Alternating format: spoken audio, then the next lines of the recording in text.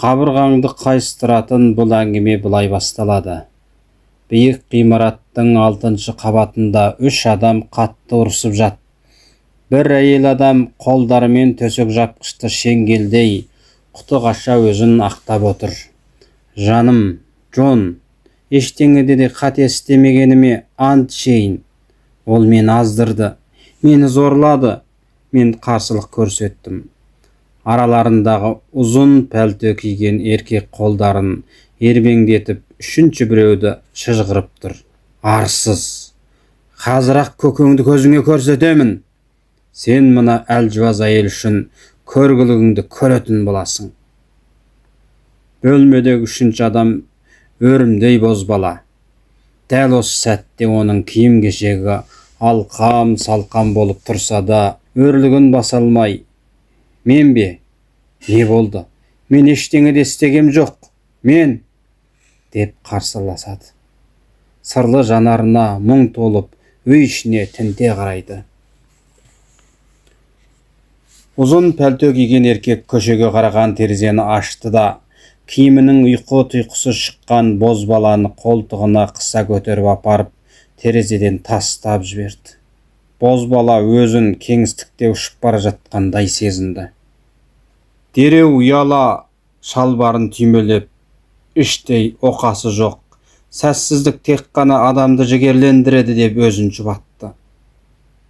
6-шы қабаттан құлап бара жатқан ол қыстыға ауыр күрсінді.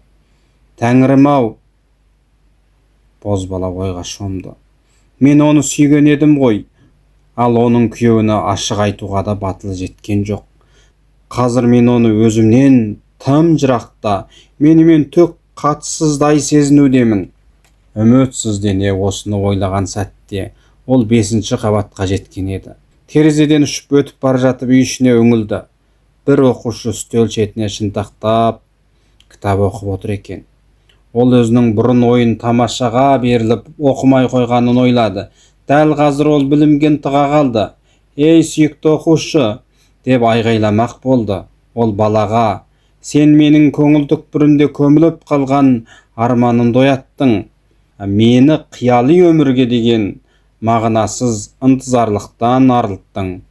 Дәл сол ынтызарлық жаңағы 6-шы қабаттағы өкінішті нәтижеге мұрындық болған еді-ау. Алайда бозбала өзін тежеп алды, айғайлаған жоқ. Керісінше ол 4-ші қабатқа қарап ұшты. 4-ші қабаттағы терезе алдына ұрып ауызға салғандай әдемі бой жеткен отыр. Ұзаққа тігілген көгілдір көздерінен әлде қандай мұң көрінеді. Бозбала бой жеткеннен көз айырмай қарап қалды. Дәл осы сәтте ғана ілгерде өзінің әйелдермен әуейленуі тек алдамшы сезім ғана екенін шындап сезінді, әрі дәл осы сәтте ғана қастерліде сырлы махаббатты шынайы түйсінгендей болды.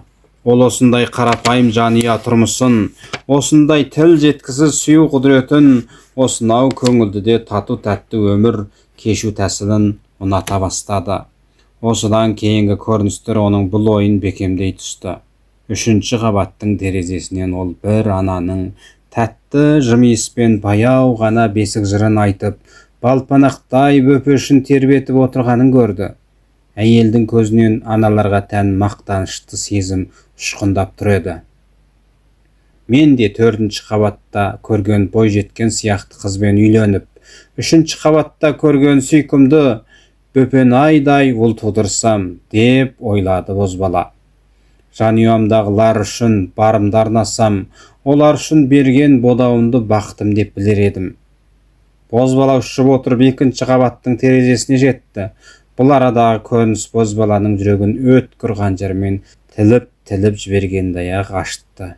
Кереметтей безендірілген бөлмедегі қымбат бағалы жазу үстелінің шетінде шаштары ұйпа-тұйпа бір еркек отыр. Оның қыбырсыз қос жанары үстелдегі рамкалы ресімге қадалып қалыпты. Оң қолын әлденелерді жазып отыр. Сол қолындағы жан құралын самайына кезей ұстапты.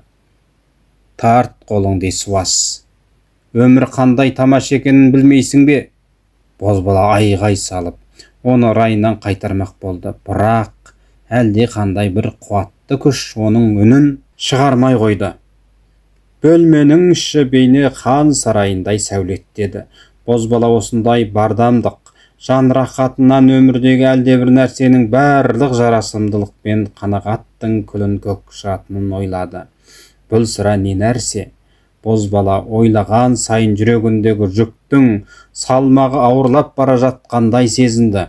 Осы кезде ол бірінші қабаттың терезесіне жеткен еді. Тағдыр оны тәлкек етіп, ажуалы жауап қайтарған іспетті. Ол бірінші қабаттың терезесінен өз сұрағының жауабын көрді. Терезенің алдында бір жас жігіт отыр. Жалаңаш жарым денесін терезе пердесі жасыра алмапты. Жігіттің тізесінде кеудесіне ылпасы жоқ әйел отыр. Бұл әйелді ілгеріде көргені Бозбаланың есіне түсті. Ол кезде салауатты киінген бұл әйел күйеуімен бірге серуендеп жүрген, ал мынау басқа еркек. Осы сәтте Бозбала өзінің әлгіндегі оқушы сияқты құлшына білім үйреніп, 4-ші қабаттағыдай әдемі қызбен үйленіп, 3-ші қабатта көргендей бақытты семья құру жоспарын есіне алды. Жүрегі тағы бір рет қан жылады. Бозбала бағанадан көз алдына сағымдай жалт етіп өткен барлық болмыстың, тәтті түстей бақыттың мәнсіз елес екенін сезінді. Ақырында ол тәтті қиялынан бүкілдей арылды.